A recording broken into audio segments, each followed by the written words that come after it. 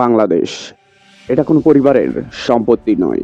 এটা ১৬ কোটি মানুষের ভালোবাসা, রক্ত, ঘাম দিয়ে গড়া একটা দেশ। যখন কেউ বলেছে আর কথা বলা যাবে না, তখন কেউ একজন বলেছেন আমি কথা বলবো, জনগণের হয়ে কথা বলবো। তিনি আর কেউ নন, তিনি আমাদের দেশ নায়ক তারেক যুক্তি দিয়ে রহমান, এবং সত্যের কোষ্ঠী পাথরে যাচাই করে বিচার করেন। যিনি কারো গা ঘেঁষে রাজনীতি করেননি, বরং মাটির কাছাকাছি ছিলেন। কথা বলেছেন গণতন্ত্র, ভোট, বিচার, স্বপ্ন নিয়ে। আমরা কোনো দলের হয়ে কথা বলি না, আমরা কথা বলি সেই বাংলাদেশ নিয়ে, ইমোশন দিয়ে নয়, যুক্তিতর্ক দিয়ে আমাদের। যেখানে একজন গরিব মানুষও নিজেকে মানুষ মনে করতে পারে। আজ দেশের মানুষ দিশেহারা, কিন্তু আশাহত নয়।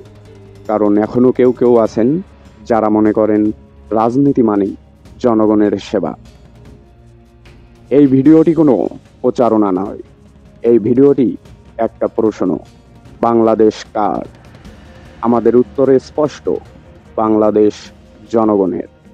আর জনগণের পক্ষেই দাঁড়াবে সত্যিকারের নেতৃত্ব।